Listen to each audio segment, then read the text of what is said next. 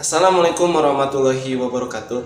Halo teman-teman, perkenalkan nama saya Ahmad Zarif Hidayat dari kelas C6 Manajemen dengan nomor NPM 101211119 dari kelas C6 Manajemen Digitech University atau Universitas Teknologi Digital. Baik teman-teman, di sini saya akan menjelaskan tentang komunikasi bisnis. Teman-teman, berbicara tentang komunikasi bisnis, apa sih yang disebut dengan komunikasi bisnis itu? Pertama, kita harus tahu apa itu yang disebut dengan komunikasi. Komunikasi berasal dari bahasa Latin communis yang berarti sama, atau ada beberapa istilah yaitu komuniko, komunikatio, atau communicare yang berarti membuat sama, make to common. Secara sederhana, komunikasi dapat terjadi apabila ada kesamaan antara penyampai pesan dan orang yang menerima pesan. Oleh karena itu, komunikasi bergantung pada kemampuan kita untuk memahami satu dengan yang lainnya.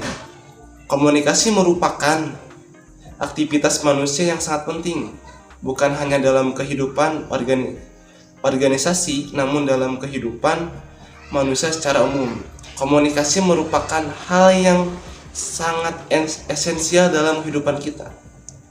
Kita semua berinteraksi dengan sesama dengan cara melakukan komunikasi.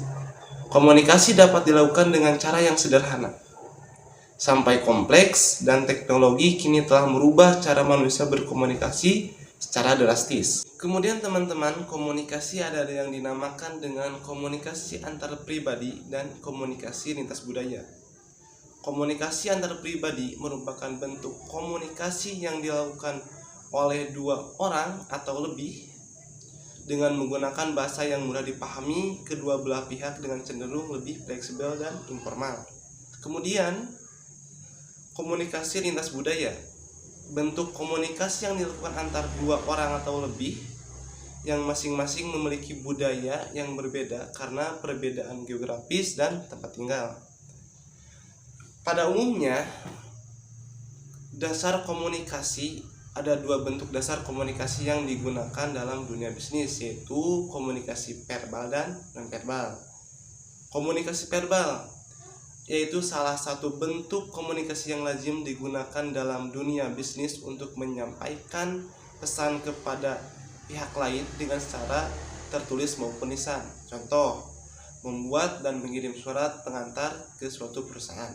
Kemudian, komunikasi nonverbal, bentuk komunikasi yang dengan menggunakan gerakan-gerakan seperti komunikasi dengan menggunakan body language tubuh sebagai alat komunikasi, seperti mengerutkan dahi untuk menunjukkan sedang berpikir keras, menggelengkan kepala tandanya tidak setuju.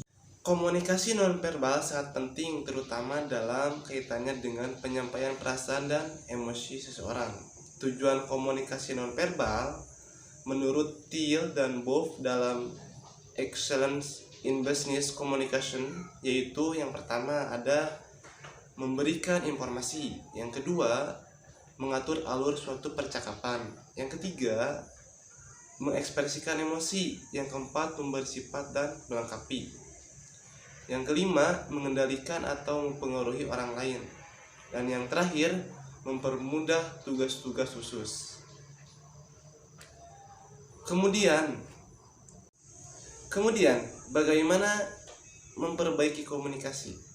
Dalam melakukan komunikasi, terkadang komunikasi tersebut tidak efektif, tidak mencapai sasaran dengan baik, atau sebagainya. Lalu bagaimana sih cara memperbaiki komunikasi itu? Yang pertama ada persepsi. Seseorang komunikator yang cerdas harus dapat memprediksikan apakah pesan-pesan yang disampaikan dapat diterima oleh komunikan sesuai dengan sudut pandang komunikan. Kedua ada ketepatan. Secara umum, audiens mempunyai suatu kerangka berpikir yang jelas. Perlu adanya ekspresi agar komunikasi yang dilakukan tepat sasaran. Yang ketiga, ada kredibilitas. Komunikator perlu memiliki suatu keyakinan dan optimisme yang tinggi bahwa audiensnya adalah orang-orang yang dapat dipercaya. Yang keempat, pengendalian. Dalam komunikasi, audiens akan memberikan suatu reaksi atau tanggapan terhadap pesan yang disampaikan. Yang kelima adalah keharmonisan. Komunikator yang baik tentu akan selalu dapat menjaga hubungan persahabatan yang baik dengan audiens sehingga komunikasi dapat berjalan lancar atau mencapai suatu tujuan.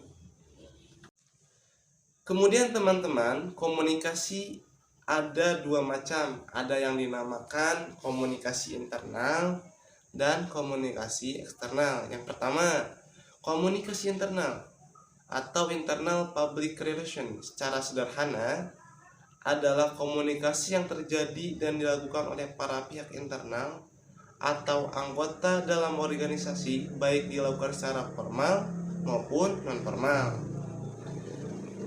Tujuan komunikasi internal yaitu untuk menyampaikan informasi, menghindari kesalahpahaman atau miscommunication, sarana penyampaian aspirasi, dan untuk menyelesaikan konflik. Kemudian, media yang dapat digunakan untuk komunikasi internal seperti majalah dinding, internet, koran, buletin, dan lain sebagainya. Kemudian, komunikasi eksternal atau external public relation merupakan bagian yang menangani permasalahan komunikasi dengan publik di luar organisasi. Tujuan komunikasi eksternal adalah menjalin hubungan baik dengan publik eksternal sebagai perantara informasi kepada publik eksternal dan menyeleksi komunikasi eksternal. Media yang dapat digunakan dalam komunikasi eksternal dapat berupa bakti sosial, brosur, pameran, poster, konferensi pers, dan lain sebagainya. Baik teman-teman, mungkin materi komunikasi bisnis yang saya dapat sampaikan sekian. Saya ucapkan wassalamualaikum warahmatullahi wabarakatuh. Dan satu lagi, bagi teman-teman dunia maya, jangan lupa like, share, and subscribe channel YouTube saya. Dan jangan lupa juga nyalakan notifikasinya. See you next time. Bye bye.